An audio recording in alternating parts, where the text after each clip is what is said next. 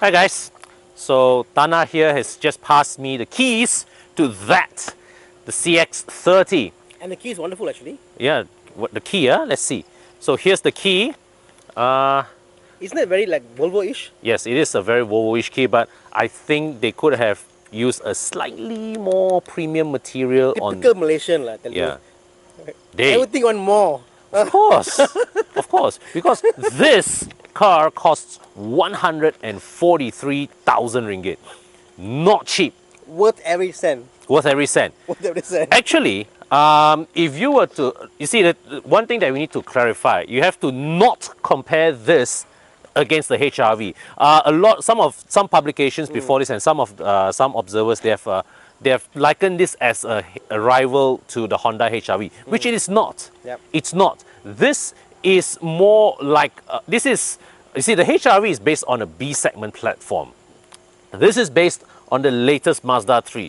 It's a C segment platform, and 143,000 ringgit buys you this, the 2.0 base spec model, is only 4,000 ringgit more than the Mazda 3 1.5. Question, Quan. You see, like, I know the Forester XV Yep. is supposed to be off the Impreza Yep. and raised up. Yep. And that's why it's so Yep. well. Yeah. So is that what you're talking about? The fact that this is actually like a sedan and Yeah, you see, the thing is that it is based on the you see, you look at the platform wise, okay, you get the latest technologies and all the running gear from the Mazda 3, which is, you know, in terms of refinement, you are one step, in refinement and size, you are one step up from the HRV and that segment already.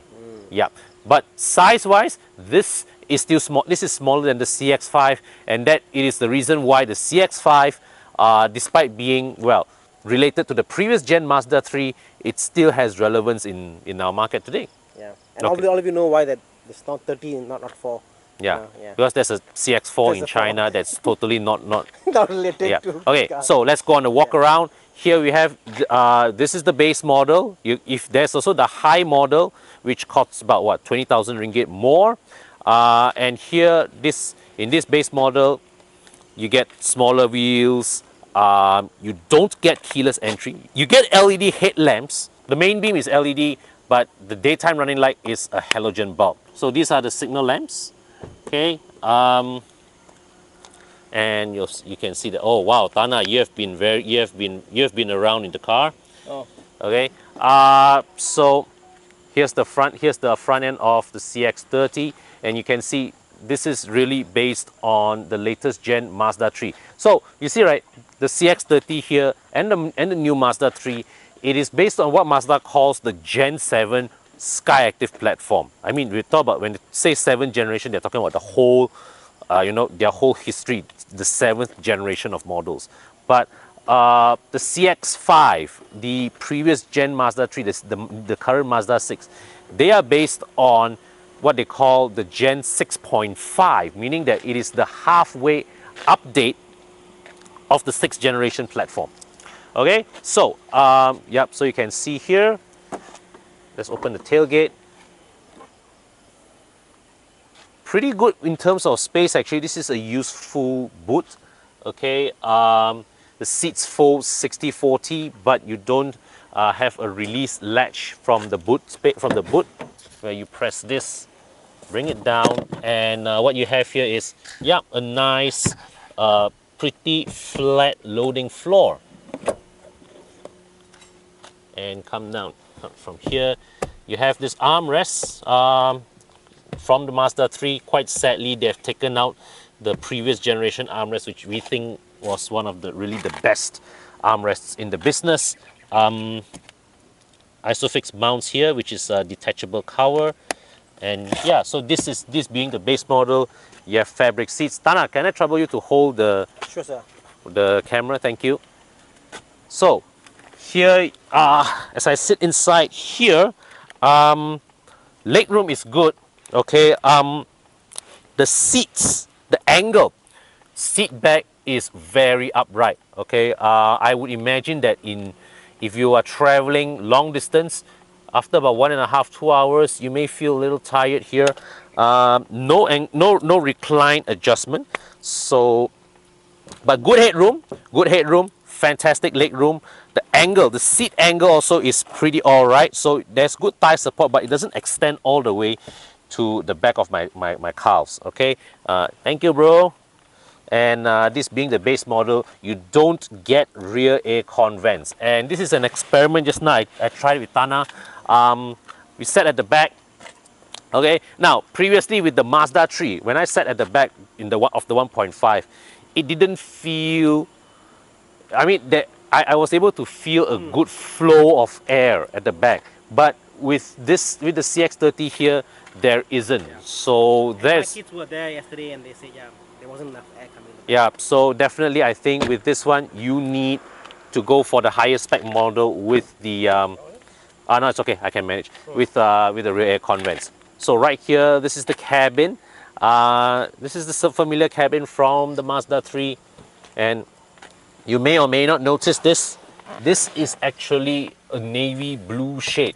So there is some contrasting here, but I think they could have chosen a deeper color contrast between this and this. Maybe this one they could have put like a cream color or something like that. That would really enhance the design. Okay, because as you can see, the designers, they've put in effort to style this cabin. So if you were to give such a minute contrast between the colors, it doesn't bring life to the design of the cabin. Okay, so I'm going to start the engine. And here you see this, I've got heads-up display there. So that's the heads-up display assembly here. And it's the same familiar meter cluster from the Mazda 3. Analog tachometer, analog temperature gauge, analog fuel gauge, but the center part here is just one screen. Okay, with that physical ring there, but this whole portion here is just a screen, which you can change the display as per your fancy. The infotainment system here, they've shifted the infotainment backwards, so you don't get touch capability anymore. All interaction is via the rotary knob. So here the center stack here, basically this is taken almost lock, stock and barrel from the Mazda 3. This being the base model, manual climate control. Okay, so fan speed and temperature control, but still the tactile feel is excellent. Okay, the switches feel of quality when pressed.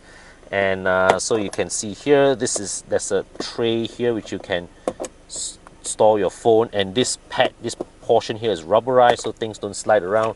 2 cup holders, and this armrest here is the one where you have to slide back and open. Okay, yeah, so a decent capacity.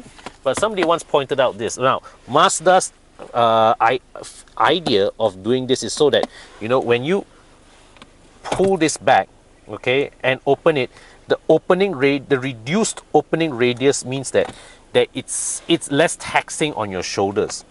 Okay, but somebody once also pointed out to me that if a person were to be sitting in the middle, sliding this back may impact that person's knees. Okay, so yeah, but so you see here fabric seats for this base model. If you go to the next upper one, you get leather. Now here's the central locking button. Okay, they've only put one here at the driver's side, none on the passenger side, which I think it's a bit of a folly. I'm okay with having one lock and unlock button, but I think if manufacturers want to do that, they should put it in the middle, because what that means is, let's say like when you let's say when you run errands, okay, you go park your car somewhere and you leave your wife and kids in the car, they don't have to stretch to reach that switch. Okay, whereas here, this one you have to, and I would have appreciated it if there's a switch either in the passenger side or in the middle. See, like my Ford S-Max has the lock and unlock buttons on both front doors. My E39 has the lock and unlock one lock and unlock button right along the center console. So it's convenient for other occupants to access if the driver has left the car. Okay, so Yeah, here we have it, guys. This is the CX-30. If you talk about sheer value for money, no, CX-5 gives you way more bang for buck. But if you're looking for a more stylish option, you're less concerned about practical considerations.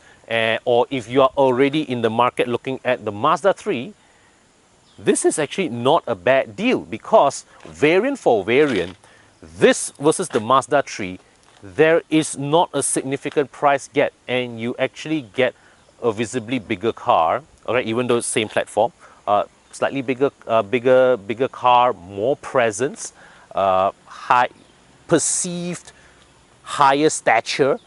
Yeah, so definitely worth looking into.